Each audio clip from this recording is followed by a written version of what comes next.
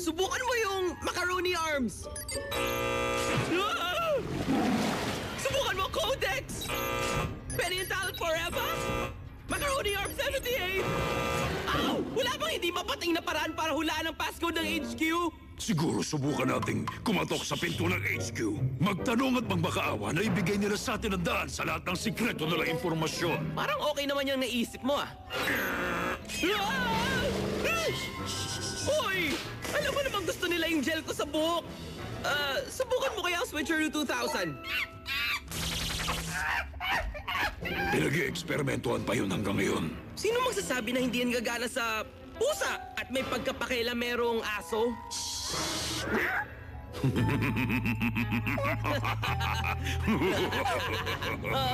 Pwede na ba akong bumaba?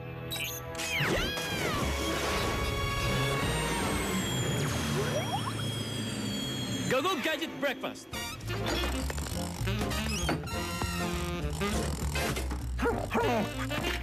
Tadaan!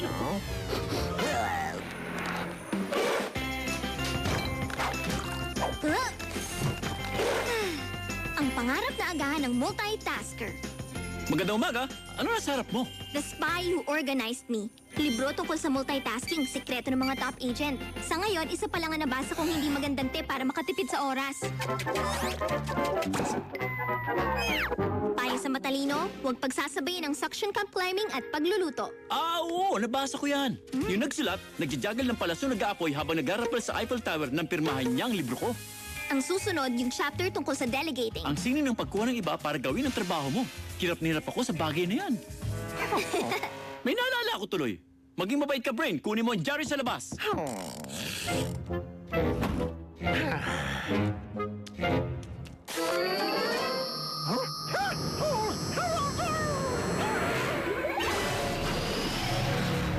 Tandaan mo, umarte ka na parang engot na aso. Gumulong-gulong, makipagkamay, patay-patayan. Mga walang kwentang Petrix, pwede ba? Yan ang undercover mission na kayang-kayang gawin ni Mad Cat kahit nakapikit.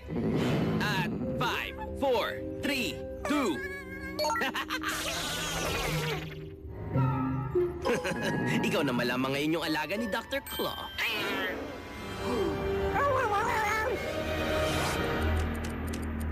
Alam ko, hindi aso kung kumilos si Brain. Hindi siya nakikipagkamay o nagkukunwaring patay o kumakain man lang sa lalagyan niya. Marunong man lang sana siyang sumalo. Ha? Tingnan mo! Kumikilos siya na tulad ng aso! Go Gadget Head Scratcher!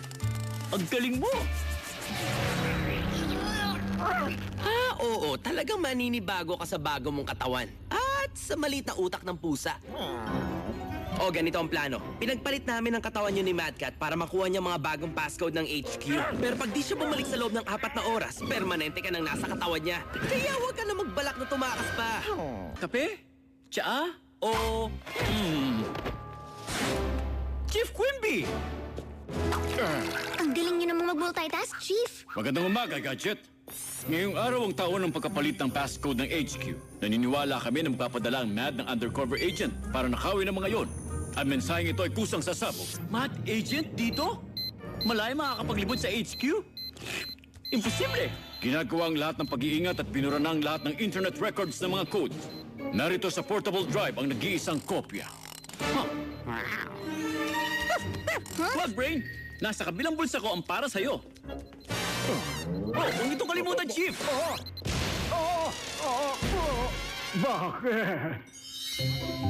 Panoorin mo kung paano sundan ni Mad Cat ang buntot niya na parang totoong aso.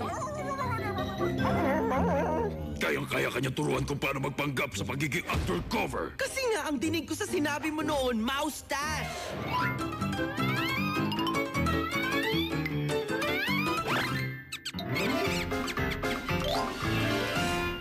Parang may kakaiba sa'yo ngayon, pero hindi ko talaga malaman kung ano yun eh.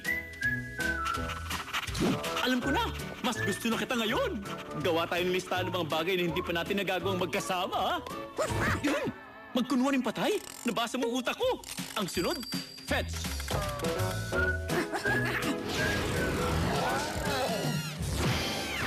Mabagal ka? Mas magaling pa rin si Mad Cat sa pagiging undercover agent. Nagawa niya pakainin si Gadget gamit ang kamay niya. Kailan ang huling pagkakataon na ganyang kakaseryoso sa pagiging undercover? Tama ka, Uncle Claw. Di hamak na mas magaling na espiya si Mad Cat kaysa sa akin. Kung gusto mong makalis sa katawan na yan at makabalik sa dati bago masira ni Mad Cat ang reputasyon mo, tulungan mo ko makapasok sa HQ para mapagpalit ko kayo doon. Babalik ako agad! Lalabas muna ako para gumawa ng trabaho ng espiya. Bye-bye!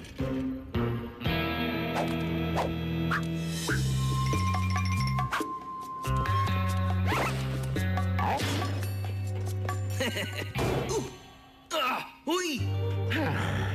Bumalik ka nga rito. Sa tingin mo maniniwala si Penny na ikaw nga si Brain nang wala ako para ikwento lahat na nangyari?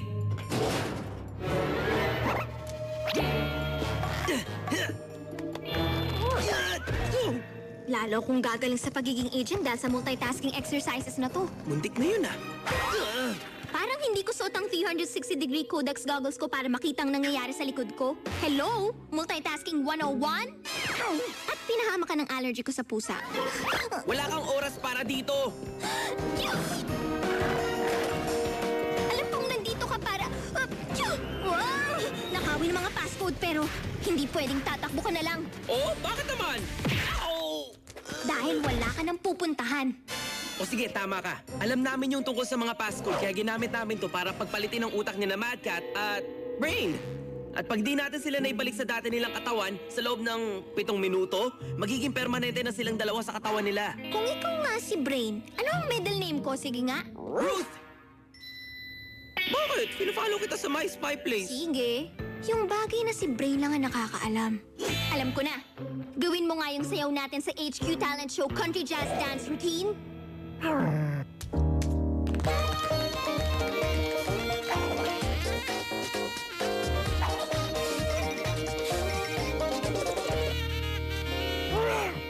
Ikaw nga talaga yan.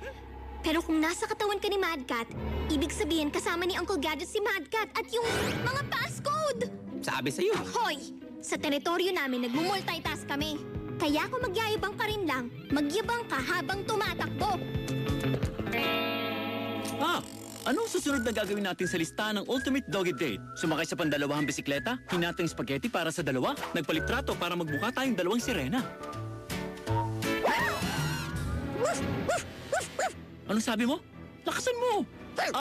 Ako naman ang ilalakad mo. Uncle Gadget, Penny, sasamahan mo kami maglakad? Bumalik ka, Brain! wala nang oras para magpaliwanag. Pero kung hindi agad masusuot ng aso't pusa ang magkatulad na sombrero sa loob ng 1 minuto, permanente na silang magpapalit ng katawan. Nakuha mo ako sa pares ng sombrero. Palagi kami magkapareho ni Brain. Hindi ba, Brain? Tahimik at magandang lugar para sa aking tanghalian. Wala si Gadget, walang bomba, walang alalahanin. Ikaw! Ikaw ako! Sa wakas, ngayon habang ikaw ay ako, pasasabugin kita bilang ako. Ang mensahe ito'y kusa sa sabog. Uncle Gadget, wag! Ang bilis naman!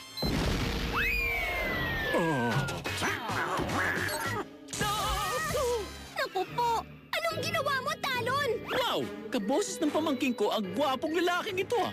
Siguro ito na ang tamang pagkakataon para sa totoong pagmumultitask. Go, go, Gadget Arms! Wow! Woohoo! Hindi na ako masasabugan! Ayoko maging matanda, no?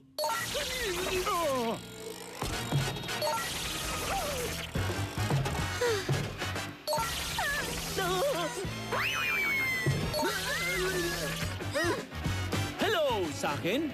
Uncle Gadget, ibigay mo sa akin yung mga passcode bago makuha ni Talon. Teka, Penny, masakit ba lalamunan mo? Napakababa kasi ng boses mo eh. Hindi! Siya si Talon! Ako si Penny! Huwag mo ibigay kay Talon! Ibig ko sabihin, huwag ibigay kay Penny yung mga passcode! Ibigay kay Penny yung mga passcode. Naman!